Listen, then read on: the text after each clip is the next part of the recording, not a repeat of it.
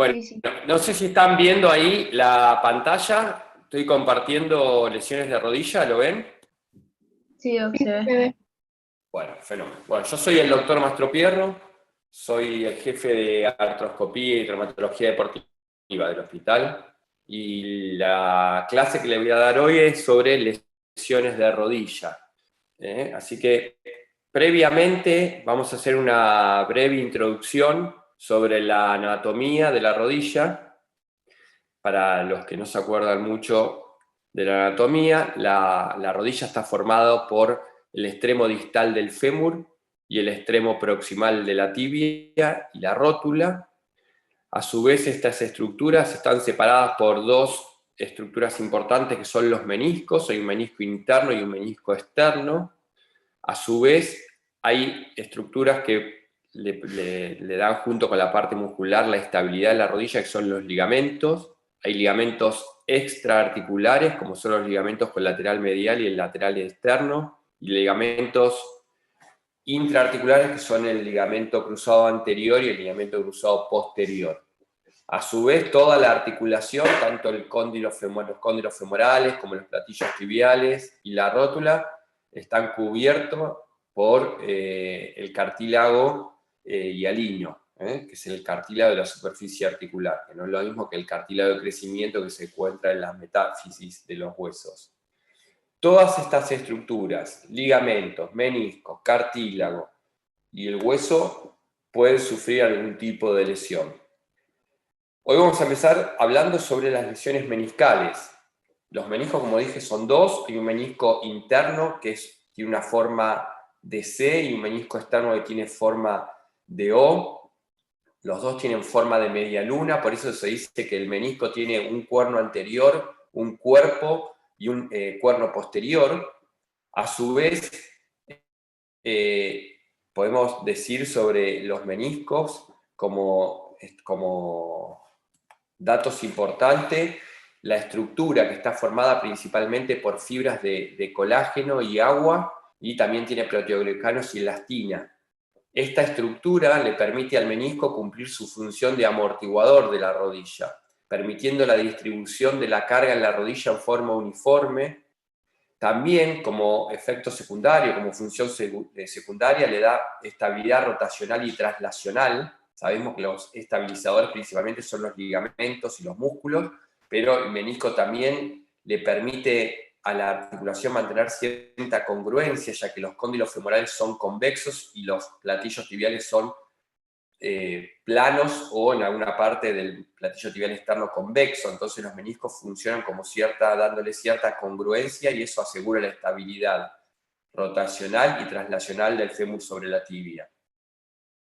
Y a su vez también le permite al líquido sinovial, que es el líquido que se encuentra dentro de las articulaciones, distribuirse por toda la articulación. Entonces también tiene una función de lubricación articular. ¿Sí? Y también tiene mecanorreceptores que le dan cierto grado de propiocepción a la articulación. Los meniscos pueden sufrir lesiones, rupturas por diferentes mecanismos. Generalmente los mecanismos en el cual se rompe el menisco son movimientos de rotación del fémur sobre la tibia, pero también puede ser producto de compresiones axiales, ¿sí? O de un varo o un valgo forzado, ¿sí? Que hace que entre el fémur y la tibia compriman al menisco y lo rompan, los desgarra. Desgarro, lesión, ruptura son sinónimos que se utilizan para las lesiones meniscales. Y según la forma y según el sector, podemos clasificar a las lesiones meniscales. Según el sector, podemos decir que la ruptura se encuentra en el cuerno anterior, en el cuerpo o en el cuerno posterior.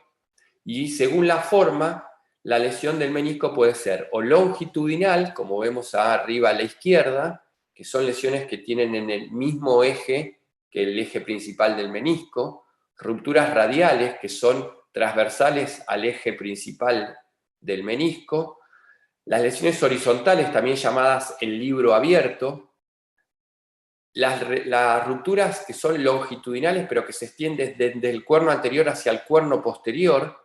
Estas lesiones hacen que el fragmento se separe del resto del menisco, el fragmento roto, y se luxe y adopte una forma semejante a la manija de un balde, por eso se llaman asa de balde. Como veremos después en los síntomas y signos de los meniscos, este es una de las lesiones que mayor sintomatología produce. Después tenemos las lesiones oblicuas, que son ni radiales ni longitudinales, pero que forman algo que se llama flap, que es como si fuera un fragmento en el cual por un lado está unido al resto del menisco y por otro lado está libre, como si fuera el flap de un ala de un avión. ¿Sí? Entonces, estas son las clasificaciones de las rupturas meniscales.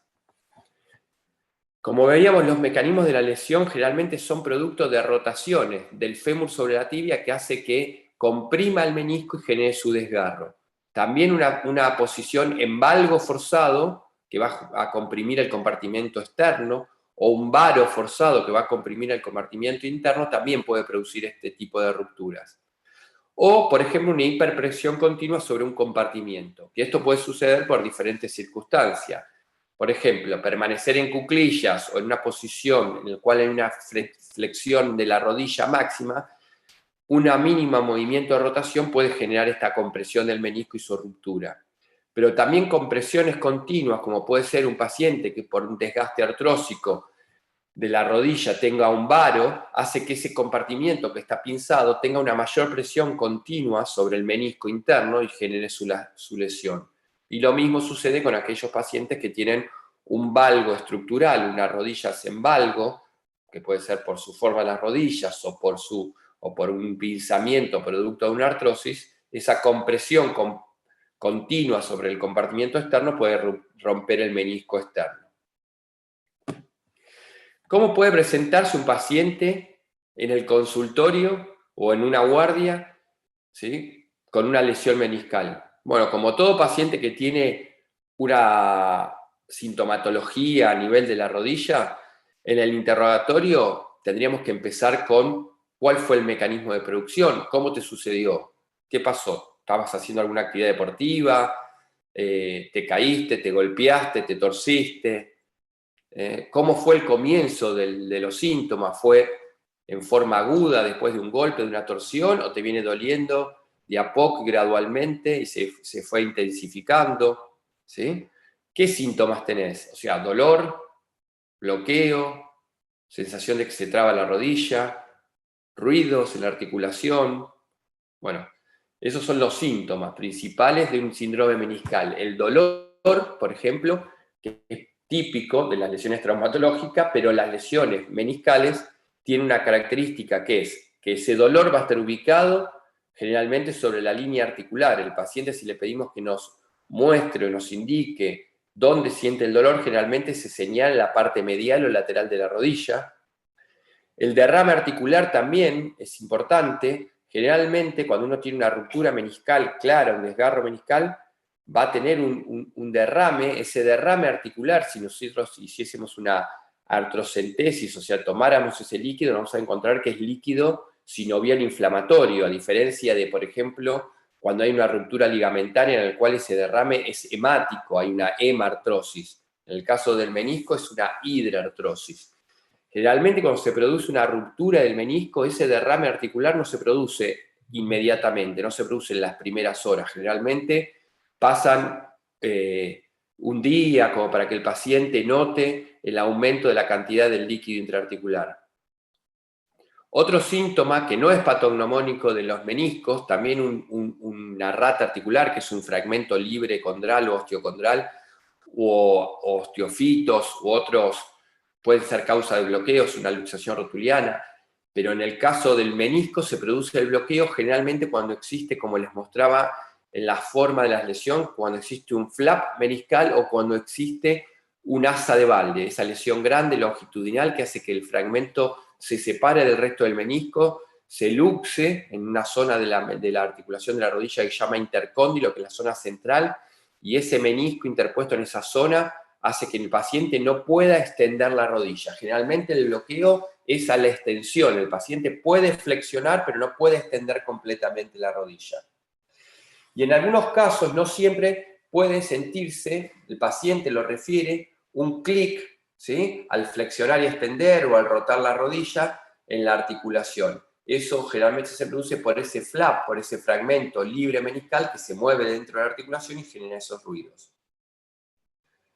¿Cómo hacemos para examinar a estos pacientes? Bueno, primero tenemos que empezar por ver al paciente en decúbito, de pie, ¿no? Parado, ¿sí? Ver al paciente parado nos puede informar sobre la posición de las rodillas, la forma de las rodillas, ¿sí? Si el paciente tiene una posición en flexiones que no la puede extender completamente, si tiene un varo o un valgo articular, ¿sí? Estructural o por producto de un desgaste articular artrósico, si tiene deformidades que pueden ser producto del derrame articular, o sea, un aumento de la cantidad de líquido intraarticular puede producir una deformidad articular.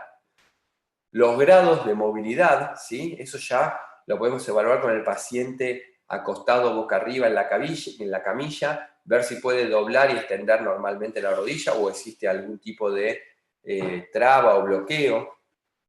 Y luego continuamos con una maniobra que es la de choque rotuliano, que es una maniobra que nos permite determinar si existe aumento de la cantidad de líquido, ya sea hemático o de líquido sinovial, o infeccioso en nuestros casos, dentro de la articulación. Lo que se hace es escurrir entre 4 dedos la articulación, o sea, todo el líquido, llevarlo debajo de la rótula y con el dedo índice percutir como si fuera un cubito de hielo que lo tratamos de hundir en un vaso de agua, y cuando hay un aumento de la cantidad de líquido intraarticular, la rótula es llevada hacia arriba. En ese caso, el signo del choque rotuliano es positivo.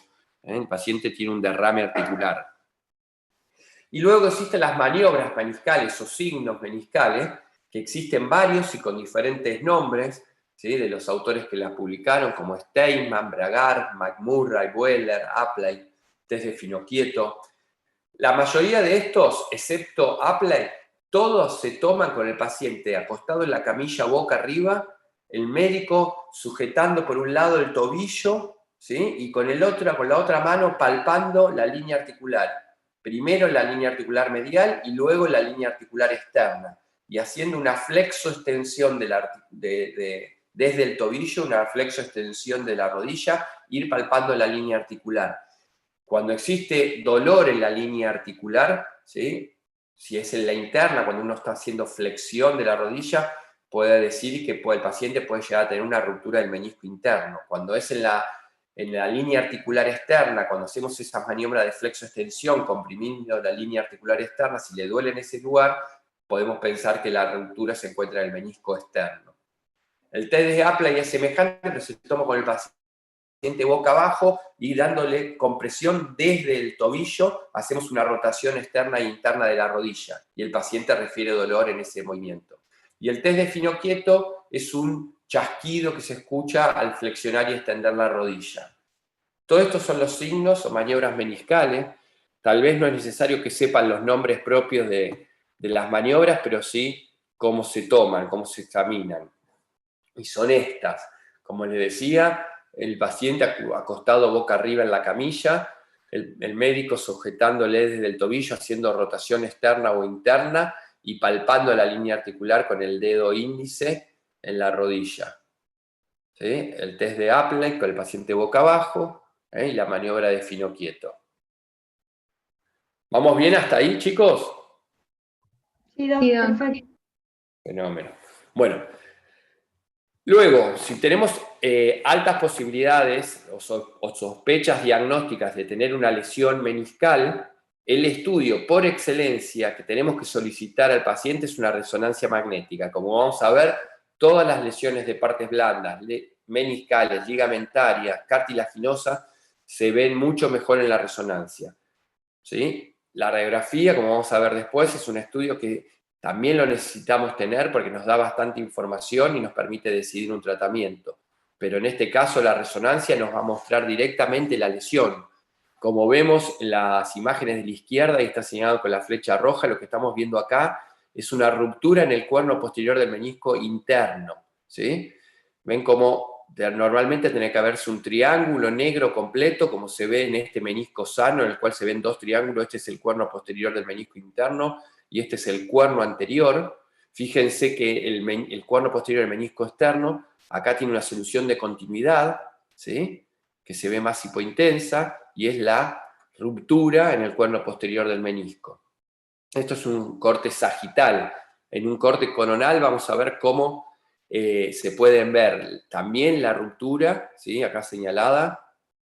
En algunos casos existen signos como este que se encuentran generalmente en el menisco externo, que son quistes parasmeniscales, producto de la ruptura del menisco. El líquido sinovial sale a través de la ruptura del menisco como si fuera una válvula y no puede volver a entrar, entonces produce esta distensión de la cápsula articular y el líquido sinovial dentro. ¿Sí? Generalmente los quistes parasmeniscales son del menisco externo. Es muy raro ver quistes meniscales en el menisco interno. Y acá estamos mostrando estas lesiones que, como le decía, son importantes por la sintomatología que le da al paciente, sobre todo porque no puede extender. Fíjese cómo el menisco interno, en el menisco externo en este caso, está íntegro y acá se encuentra disminuido de volumen, vemos nada más que un puntito negro, ¿sí? Porque el resto del menisco roto se luxó en asa de Walde y se metió en esta zona, que es la zona central, que se llama intercóndilo, donde se ven los ligamentos cruzados anterior y posterior, y ahí se ve el asa de Walde luxada en el intercóndilo. Esto es lo que impide que el paciente pueda extender su rodilla normalmente y genera ese bloqueo. Pero como les decía, cuando uno sospecha en la consulta del paciente que pueda tener una ruptura del menisco, una lesión meniscal, además de pedir la resonancia para confirmarlo, necesitamos la radiografía, porque también esta nos puede dar bastante información. Por ejemplo, existen pacientes, por ahí un paciente de 50, 60 años, ya tiene un cierto grado de desgaste articular y tiene un pinzamiento del compartimiento interno en un genuvaro, como se ve en esta radiografía a la izquierda, abajo a la izquierda, o un genuvalgo con un pinzamiento importante en el compartimiento externo. Entonces, estos pacientes van a tener probablemente en la resonancia también una lesión meniscal, ¿sí? Pero el tratamiento va a ser diferente que si este paciente fuese un paciente en el cual su rodilla está sana, no tiene ningún pinzamiento, no tiene ningún desgaste del cartílago articular, no tiene ningún signo de artrosis y es solamente la ruptura del menisco. El tratamiento va a ser diferente a este paciente que tal vez, como vamos a ver ahora, la artroscopía no sea el tratamiento de elección. También muchas veces podemos tener una lesión meniscal asociada a una fractura. Como vemos en este caso, se trata de una fractura que se llama fractura del platillo tibial. Esta es la fractura del platillo tibial externo. Ven acá, le estoy señalando la fractura en el platillo tibial externo. Generalmente estas son las llamadas fracturas del golpe por un choque con un auto, un peatón que le pega un auto en el costado y le genera un valgo forzado y hace que entre el fémur y la tibia comprima el platillo tibial y generen este tipo de fracturas. Son las fracturas típicas de un valgo forzado, puede ser por una caída, puede ser por una caída en bicicleta o en moto, pero también es, para poner el ejemplo clásico del golpe, del paragolpe sobre la rodilla que le hace un valgo forzado y hace que entre el fémur y la tibia lo compriman. En estos casos se produce la fractura y muchas veces también la lesión del menisco en el mismo acto. Entonces, el tratamiento acá ya no va a ser solo del menisco, sino también de la fractura. Pero si tenemos, como les decíamos, que es un paciente joven, que tiene una ruptura meniscal clara, tanto en los síntomas como en la resonancia, y no tiene signos de desgaste articular artrósico, el tratamiento de elección en esos pacientes es el tratamiento quirúrgico, y el tratamiento quirúrgico es el artroscópico. ¿Por qué se decide un tratamiento quirúrgico? Porque las lesiones meniscales no se reparan no se reparan sola en forma espontánea. Generalmente necesitamos ayudarlo.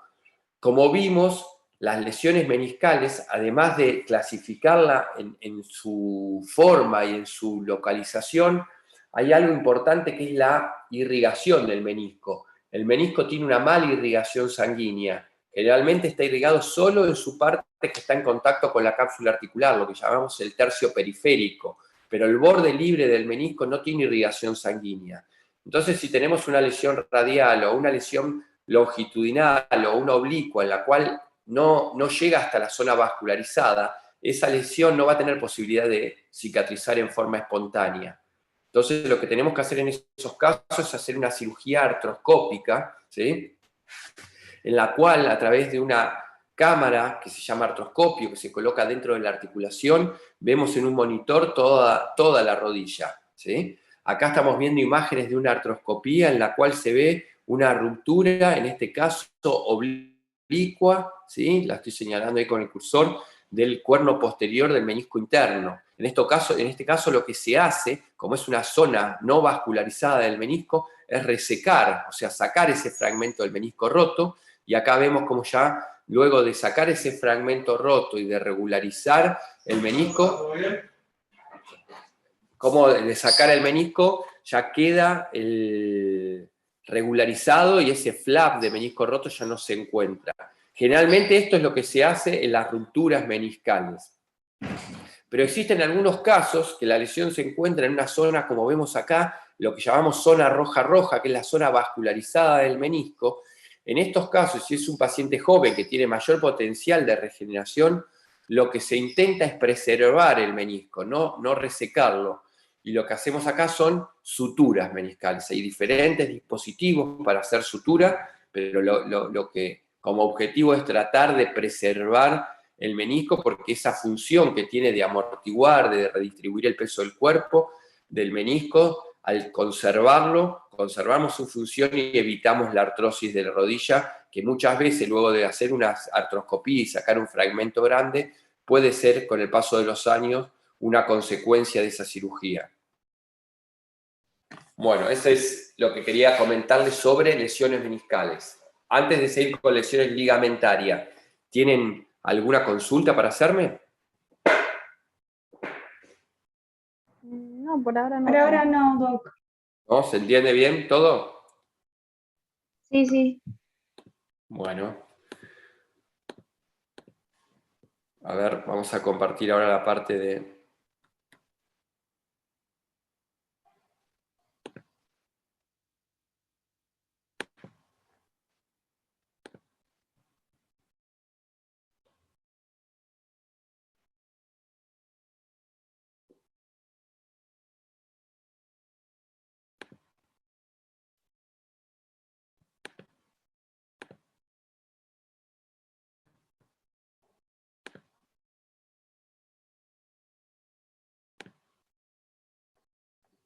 Muy bien, acá están viendo la parte de ligamentos cruzados, ¿se ve? Sí, Doc. Bueno, muy bien. Bueno, también como hicimos antes de comenzar la charla sobre menisco, le quería hacer una breve descripción de la parte anatómica del ligamento cruzado anterior. ¿Sí? Como dije anteriormente, el ligamento cruzado anterior, igual que el posterior, es un ligamento intraarticular, pero extrasinovial, ¿sí? Está rodeado por una vaina de tejido sinovial, que es importante porque le aporta la irrigación y también le aporta los receptores neurológicos, los mecanorreceptores que tiene el ligamento cruzado anterior.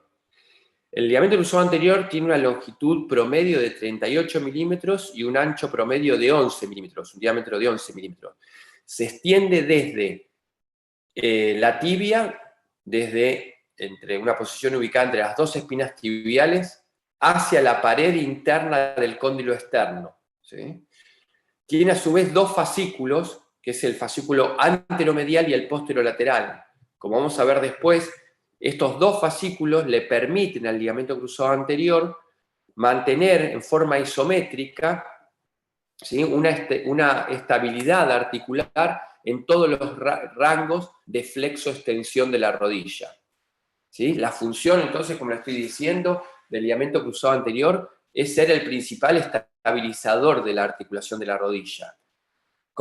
Controla tanto el desplazamiento anterior del fémur de la tibia sobre el fémur como de la rotación de la tibia sobre el fémur. Por eso estos dos fascículos, el fascículo anteromedial principalmente controla el desplazamiento anterior de la tibia sobre el fémur y el fascículo del ligamento cruzado anterior posterolateral controla la rotación. Esa sería la función mecánica, ¿sí? Pero también tiene una función propioceptiva el ligamento cruzado anterior. Como les dije, ese tejido sinovial que lo rodea es rico en mecanorreceptores, y esos receptores son los encargados de enviar la información hacia el cerebro de la posición de la rodilla en el espacio y a su vez la devolución del cerebro de la contracción muscular que debe recibir la articulación de la rodilla para mantener la estabilidad en todos los rangos de movilidad articular. ¿Sí? Por eso se dice que el ligamento cruzado es no isométrico. Bueno, no me quiero meter a explicar demasiado esa parte porque tal vez no es tan importante. Es como ustedes habrán escuchado y en los últimos tiempos es bastante de actualidad escuchar muchos pacientes deportistas que se lesionan el ligamento cruzado anterior. Es porque es así, es una lesión muy frecuente, no solo en deportistas, en la población en general. ¿Sí? En Estados Unidos, donde hay una buena, se puede tener una buena estadística, se considera que es 1 de cada 3.000 habitantes por año la ruptura del ligamento cruzado anterior. Generalmente se producen deportistas jóvenes, pero también puede ser causa de una ruptura, una caída, un accidente de tránsito, una lesión laboral, ¿sí? Lo que sí se sabe es que es mucho más frecuente en mujeres. Por ejemplo, si tomamos un mismo actividad deportiva como el fútbol, es mucho más frecuente la lesión, la ruptura del ligamento cruzado anterior en las mujeres que en los varones, y eso tiene que ver con varios factores. Por ejemplo, la posición que tienen las rodillas de las mujeres, la forma de la rodilla, la forma de la articulación de la cadera, la musculatura. En mujeres más jóvenes, el tema hormonal también puede influenciar, sobre todo en las chicas adolescentes, que sea más frecuente la ruptura del ligamento cruzado anterior en las mujeres que en los varones. Generalmente el mecanismo lesional no es producto de un traumatismo directo, no hace falta que el paciente sufra un traumatismo por una patada. Muchas veces esta lesión se produce haciendo una actividad deportiva y solo. Es típico este movimiento que se produce de valgo, torsión y rotación. Esa combinación de esos 3 movimientos, valgo, torsión, rotación, pasando desde la flexión a la extensión, la combinación de esos 3 movimientos puede generar la ruptura del ligamento cruzado anterior. ¿Y cómo se va a presentar este paciente en una guardia o en un consultorio cuando tiene una lesión del ligamento cruzado? Cuando se lo interroga, generalmente empezamos como cuando hablábamos en el interrogatorio típico de un paciente que viene con una patología de rodilla, preguntándole si tuvo algún golpe, si se torció, si estaba haciendo alguna actividad deportiva, si se cayó, si tuvo un accidente, si después de eso le empezó a doler inmediatamente o el dolor fue en forma gradual, si fue agudo, si le permitió realizar la actividad deportiva que estaba realizando o tuvo que dejar de hacerla. ¿Sí? Generalmente cuando uno sufre una lesión del ligamento cruzado anterior, sufre un dolor muy intenso en el momento, y cuando el paciente quiere volver a ingresar, a jugar, a continuar con su actividad, generalmente lo que siente es una sensación de que la rodilla se le va para todos lados, una inestabilidad. Esa inestabilidad no solo es por la alteración de la función mecánica, sino por la alteración de la función propioceptiva, que como decía tiene el ligamento cruzado anterior. Generalmente, si al paciente se le consulta si tuvo un derrame articular y si ese fue de gran intensidad, generalmente refiere que sí, que a las pocas horas la rodilla ya se le había inflamado y la notaba hinchada, muy inflamada, y eso es porque, como le decía, al romperse el ligamento cruzado anterior, rompe ese tejido sinovial que lo rodea, que está muy vascularizado, y se genera una hemartrosis, un derrame hemático, y eso se produce a las pocas horas.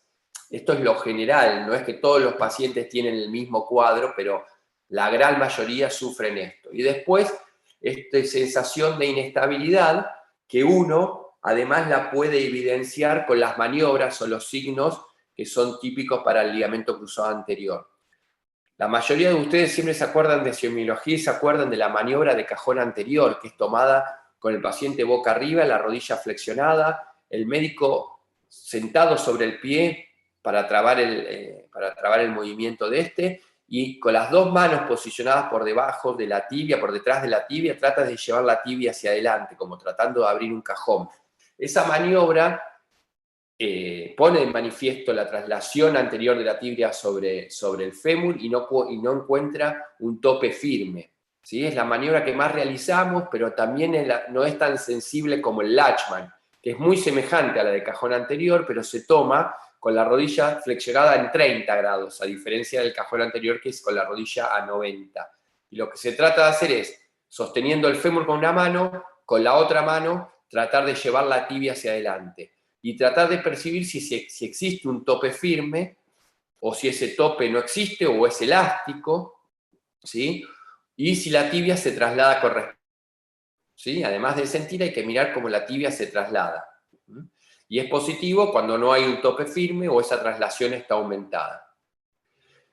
Como les dije, el ligamento cruzado anterior también controla la rotación de la tibia sobre el fémur, sobre todo con su fascículo posterolateral. ¿Cómo hacemos para evaluar esa estabilidad rotacional? Con esta maniobra se llama pivot shift, que el médico lo que hace es rotar hacia interno desde el tobillo, hacer un valgo y pasar desde la extensión a la flexión de la rodilla. En ese movimiento de flexo-extensión y haciendo rotación interna y valgo, lo que vamos a sentir es que la rodilla se subluxa y se vuelve a acomodar. Y se ve y se percibe un resalto a nivel de la línea articular externa. En ese caso, el pivot shift es positivo y está hablando de una ruptura del ligamento cruzado anterior. Cuando tenemos esa sospecha diagnóstica, ¿sí? Tenemos maniobras positivas, lo que vamos a pedirle, a solicitarle a este paciente es la resonancia de rodilla. La resonancia nos puede mostrar signos directos y signos indirectos de ruptura del ligamento cruzado anterior. El signo directo es esto, por ejemplo. Este es un caso del ligamento cruzado anterior sano. Ven cómo desde el fémur hasta la tibia es homogéneo, hipointenso, ¿sí? Continuo. En cambio, en una imagen de un ligamento cruzado anterior roto, vemos una imagen heterogénea, hiperintensa. Vemos un muñón, que es esto, que es el fragmento del ligamento que se cortó y quedó caído y pegado hacia la tibia. Pero esta es la imagen típica y el signo directo de la ruptura del ligamento cruzado anterior. También en la resonancia nos podemos encontrar con signos indirectos. Cuando se produce la ruptura del ligamento cruzado anterior, como les decía, existe un movimiento de valgo, y ese valgo hace que el fémur y la tibia del lado externo choquen, y al chocar genera este edema óseo tanto en el platillo como en el cóndilo, que se llama von Bruch, y que es producto del edema óseo que se produce por la ruptura del ligamento cruzado y ese choque entre el fémur y la tibia. También es un signo indirecto de la ruptura del ligamento cruzado anterior que la tibia, al trasladarse hacia adelante, haga que el ligamento cruzado posterior pierda tensión. Fíjense cómo el ligamento cruzado posterior en este caso tiene una forma de bucle, ¿sí? Tendría que estar más erguido, y acá está con esa forma de bucle, que es producto de que la tibia se trasladó hacia adelante y los puntos de inserción entre el fémur y la tibia del ligamento cruzado posterior se acercaron y este perdió tensión. Entonces, el signo del bucle y el von Bruch son dos signos indirectos en una resonancia que pueden mostrar o confirmar la ruptura del ligamento cruzado anterior. Pero a su vez también la resonancia en estos casos es importante para buscar lesiones asociadas. Muchas veces la ruptura del ligamento cruzado anterior se asocia a una ruptura meniscal, más frecuentemente al menisco externo que al menisco interno. También puede haber lesiones del ligamento colateral medial, ¿sí? Esa asociación del ligamento colateral medial, el ligamento cruzado anterior y el menisco externo tiene un nombre que se llama triada maldita de O'Donoghue, ¿sí? Ruptura del cruzado anterior, ruptura del ligamento lateral, del colateral medial y ruptura del menisco externo, ¿sí? Es la triada maldita. Perdón, ¿externo o interno? Es ligamento colateral medial, o sea, lateral interno, y el menisco externo. Ah, externo, ok. Menisco externo y ligamento colateral medial. Bien. Muy bien. Bueno, como les decía, también es importante en estos casos solicitar la radiografía, primero porque podemos ver algunos signos radiológicos que también son patognomónicos, como es esta fractura de Segón, que es la fractura por avulsión del platillo tibial externo, y que se encuentra muchas veces presente en las lesiones del ligamento cruzado anterior. En esta zona del platillo tibial se inserta un ligamento que se llama anterolateral, que cuando se rompe el ligamento cruzado anterior, la gran mayoría de las veces ese ligamento también se lastima y generalmente avulsionando un fragmento del platillo tibial externo. En otros casos podemos encontrarnos con desejes, como este leve pinzamiento que tiene este paciente en el compartimiento medial. Y cuando uno decida un tratamiento en estos casos, también tenemos que ver qué hacer con ese deseje que tiene el paciente. Y también si tiene ya signos de artrosis, en el cual a veces la artrosis en un paciente de 60 años o menos, pero que ya tiene una artrosis muy importante, también puede tener una ruptura del ligamento cruzado anterior, pero el tratamiento no va a ser el mismo. Generalmente, cuando uno tiene una ruptura del ligamento cruzado anterior, el tratamiento es quirúrgico, porque ese ligamento roto no tiene forma de repararse en forma espontánea y sola. Generalmente lo que se hace es reemplazar ese ligamento por un injerto, ¿sí? Generalmente, antes de llegar a la cirugía, podemos ofrecerle a algunos pacientes una terapia de rehabilitación con fortalecimiento muscular, mejorar el equilibrio de la propiocepción. En algunos casos de aquellos pacientes que por algún motivo no pueden tener una cirugía porque tienen alguna comorbilidad importante que contraindica el tratamiento quirúrgico, bueno, podemos proponerle el cambio de actividad. Si es un paciente que jugaba al fútbol y no puede volver a jugar porque no se puede operar, podemos ofrecerle hacer otro tipo de actividades deportivas, natación, running, bicicleta, ¿sí? Nada que exija a la rodilla movimientos de cambios de dirección, saltos o pivot. Pero lo habitual que es un paciente que es joven, que no tiene signos de artrosis y que tiene signos de inestabilidad producto de la ruptura del ligamento cruzado, lo que se le ofrece a ese paciente es la plástica artroscópica del ligamento cruzado anterior. Y como lo decía, en estos casos, en esta cirugía, lo que se hace es reemplazar ese ligamento.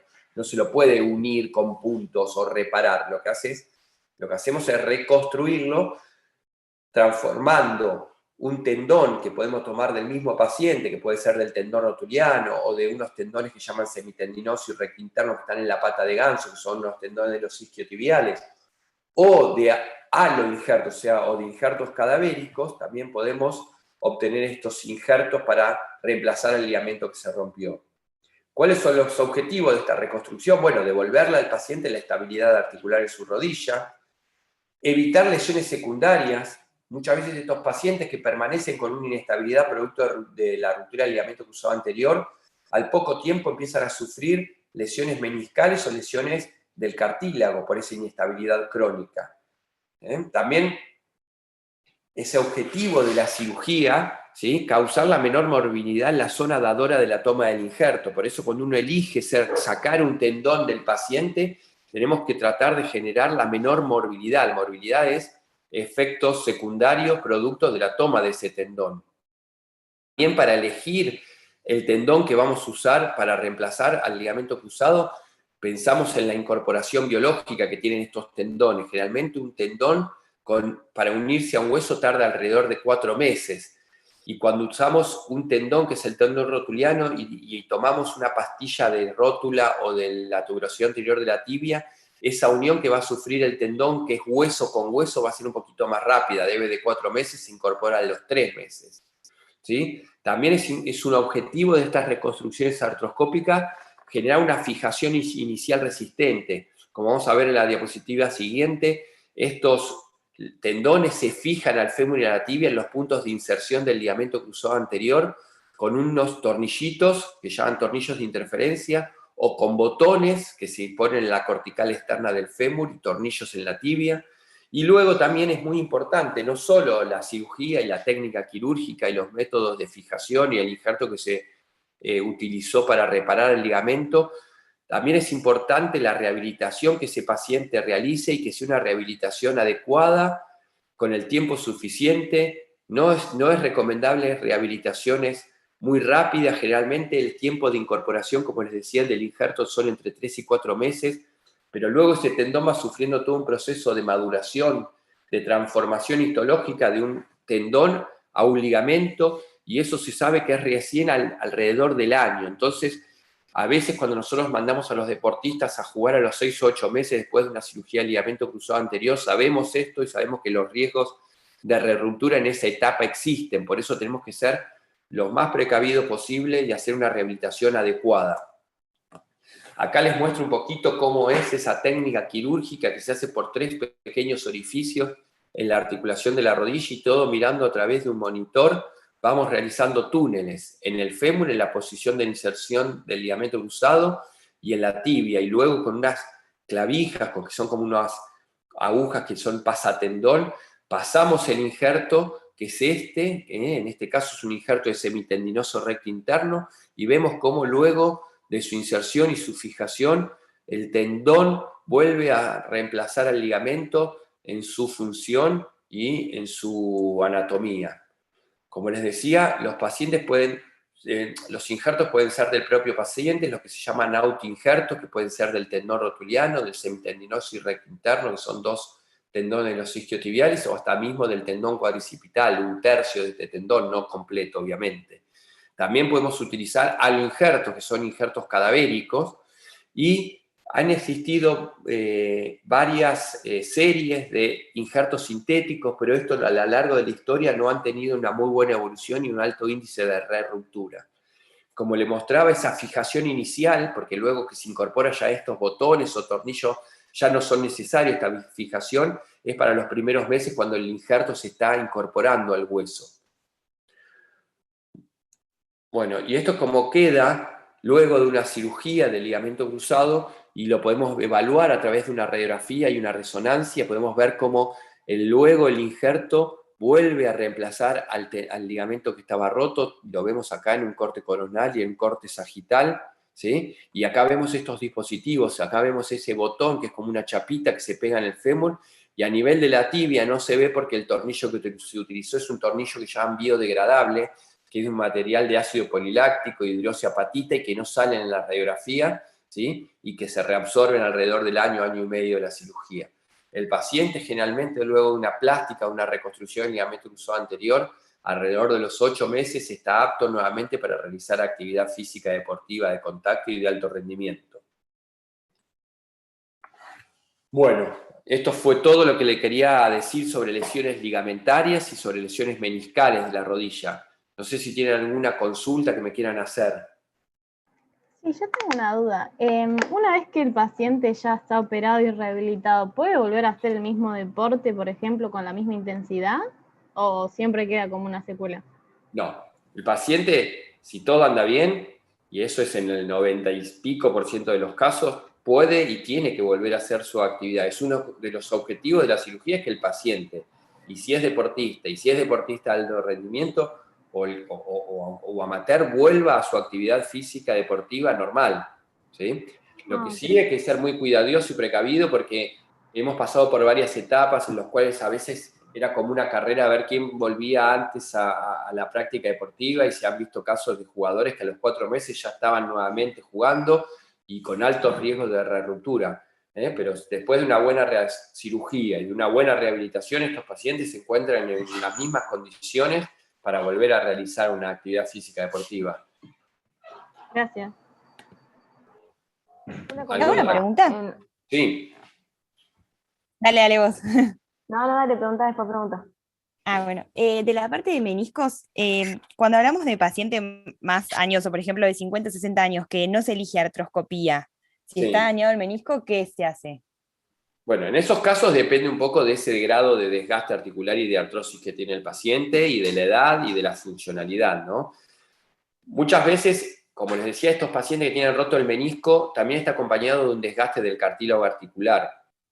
Y si uno decide como primera instancia hacer una cirugía artroscópica, vamos a solucionar parte del problema cuando saquemos ese fragmento del menisco roto, pero lo que está gastado del cartílago no se lo podemos devolver. Y es más, Claro. Muchas veces después de una artroscopía ese paciente tiene una evolución, al haber sacado parte de ese menisco que estaba actuando como un amortiguador, puede hacer una evolución más rápida de ese desgaste artrósico. Entonces, lo que les ofrecemos a estos pacientes como primera instancia es un tratamiento de rehabilitación. Muchas veces estos pacientes, bajando de peso si es que tienen un sobrepeso, haciendo ejercicios de fortalecimiento muscular, ejercicios de equilibrio, bicicleta fija que nos permiten mejorar la lubricación con el líquido sinovial a nivel articular, haciendo a veces rehabilitación kinesiológica. Muchas veces estos pacientes mejoran sin llegar a una cirugía artroscópica. Y en el otro extremo están aquellos pacientes que tienen ruptura meniscal, pero que ya también tienen un desgaste artrósico muy importante. Por ejemplo, un paciente de 55, 60 años, con una artrosis muy avanzada, en el cual los dos meniscos o uno están rotos, pero también ya tiene una artrosis con un descejo, un pinzamiento articular y muchos síntomas de artrosis, disminución de movilidad articular, y en esos casos ya el tratamiento no va a ser solamente del menisco, sino es el tratamiento global, que es el de poner una prótesis de rodilla, un reemplazo articular. Claro, perfecto. Gracias.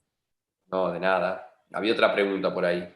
Sí, yo quería preguntar lo mismo con los pacientes dañosos, pero con la ruptura de los ligamentos cruzados anteriores. Bueno, mira, en realidad no hay una edad para operar los ligamentos cruzados anterior. Cada vez hay gente de menor edad, porque sucede extremos de la vida. Hay cada vez gente mayor que hace actividad deportiva. Podemos encontrar unos pacientes de 60, 70 años que juegan al golf, juegan al tenis y que pueden sufrir una lesión ligamentaria. Y también pueden sufrirla por un accidente en la casa hogareño y son pacientes que por ahí no tienen nada de artrosis y tienen como síntoma la inestabilidad de la rodilla. Si ese paciente refiere inestabilidad al examen físico y en los estudios por imágenes se encuentra que tiene una lesión ligamentaria y no tiene de artrosis, se lo puede operar. Son la menor cantidad de casos. Por ejemplo, operar a un paciente de 60, 70 años de ligamento cruzado anterior es muy poco frecuente. Pero si las condiciones están dadas porque no tiene artrosis y porque el paciente refiere inestabilidad, se lo puede operar. Y les decía, lo mismo sucede en un chico jovencito, un paciente de 14, 13, 12 años que sufre una lesión del ligamento cruzado anterior. Hasta hace un par de años, un par ya hace bastante, se pensaba que no era lo ideal operar a ese paciente por el cartílago de crecimiento y se lo retrasaba su cirugía hasta que el paciente terminaba su crecimiento óseo, su maduración ósea hasta los 16, 17, 18 años. Muchas veces seguían haciendo actividad porque era muy difícil de tener a un chico sin hacer una actividad física, deportiva o no, o sea, pero mantenerlo quieto un chico es difícil, y empezaban a tener lesiones secundarias, lesiones meniscales, lesiones del cartílago. Y lo que se vio es que la reparación del ligamento cruzado anterior en estos pacientes con cartílago epifisario abierto, con cartílago de crecimiento abierto, haciendo unas técnicas con ciertas características especiales, no sufrían ningún tipo de alteración del crecimiento óseo y se los podía operar igual. Así que, para que les quede como concepto, paciente añoso que no tiene artrosis o paciente joven que tiene una lesión ligamentaria y que sienten inestabilidad, ambos son factibles de hacer un tratamiento quirúrgico. Bárbaro, gracias. Y antes, o sea, hasta que hago el tratamiento quirúrgico, ¿siempre igual se aconseja antiinflamatorios, kinesiología o no hace falta? Mira, depende de cómo llegue el paciente al momento de la consulta. Muchos pacientes ya llegaron después de una semana, 10 días, y su rodilla está desinflamada, tiene buen rango de movilidad. Y esos pacientes, después de la segunda semana, cuando la rodilla está totalmente desinflamada, pueden volver pueden operarse. Pero si el paciente a su vez llega a 2 o 3 días, está con mucho derrame articular, dolor, no puede extender, bueno, esos pacientes es conveniente muchas veces ponerle una férula de rodilla para que la pueda extender, darle antiinflamatorio, hacer kinesiología preoperatoria, ¿sí? Así que muchas veces se utiliza previo a la cirugía un tratamiento de rehabilitación, de antiinflamatorio. Genial, ¿Se entiende? gracias. Sí, gracias. No, de nada. ¿Alguna consulta más? No, De mi me parte parece no, que quedó doctor. todo claro. ¿No? ¿Todo claro? Doctor, una consulta. Yo he escuchado hablar de Bueno, algo de cualquier células madres. duda, yo creo que a Andrea les dio mi mail.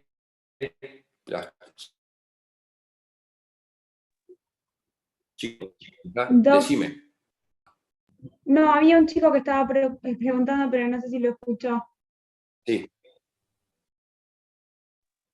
Hola, ¿se me escucha Hola, hola. ahora? Sí, Matías, se te corta un poco. Sí, estaba intentando, pero bueno, si escucha Ahí lo está. contesta, si no, A ver. no hay problema.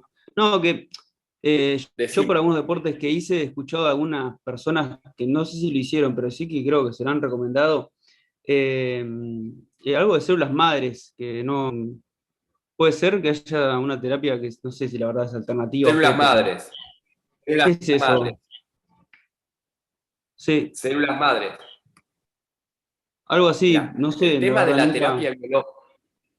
Sí, el tema de las terapias biológicas, que se llaman a las células madre, el plasma rico en plaquetas, está muy utilizado, o sea, actualmente se recomienda, pero para diferentes patologías. El tema es que si uno tiene una ruptura, ya sea parcial o total, o sea, de un fascículo de ambos, del ligamento cruzado anterior, por más que se le coloque plasma rico en plaquetas o células madre, no va a tener la posibilidad de regenerarse ese ligamento.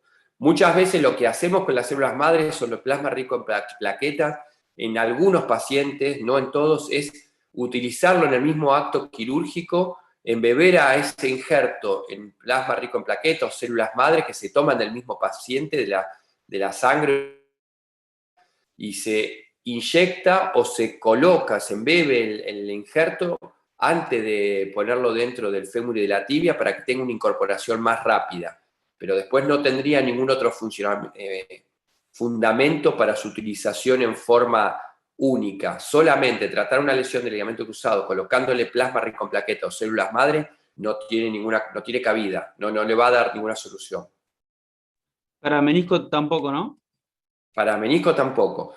Muchas veces lo que se hace en aquellos pacientes con ese desgaste meniscal, con hialinosis, que es como un desgaste, o lesiones meniscales en pacientes con ya cierto grado de artrosis, como el caso que hablábamos hoy, en esos casos una de las alternativas, sumada a los ejercicios, a bajar de peso, el fortalecer la musculatura, puede llegar a ser el plasma rico en plaquetas. No hay gran fundamento científico de que pueda ser 100% efectivo, pero complementado con todo el resto del tratamiento, puede llegar a generar la formación de una cierta película de fibrocartílago que evite el desgaste del cartílago, donde la artrosis está generando ese desgaste condral. Muchas gracias, perfecto. Bueno, chicos, les decía, cualquier duda sobre la charla, sobre las clases que me quieran consultar, Andrea, la secretaria, tiene mi mail, me pueden consultar. Lo mismo al que le interesa la traumatología deportiva y la artroscopía. Cuando yo se pueda participar y en forma presencial en el hospital, pueden venir al consultorio. Yo estoy los días miércoles a la mañana. Perfecto, Muchas gracias, muchísimas doctor. gracias. Genial, doctor, Bueno. gracias. Bueno, Gracias. suerte, y los chicos de mi comisión mañana nos vemos. Bueno, perfecto. Genial, doctor. Chao, hasta luego. Gracias. Hasta luego. Gracias, maestro. Gracias. Chao, nada, Andrés, beso. Beso. Bueno,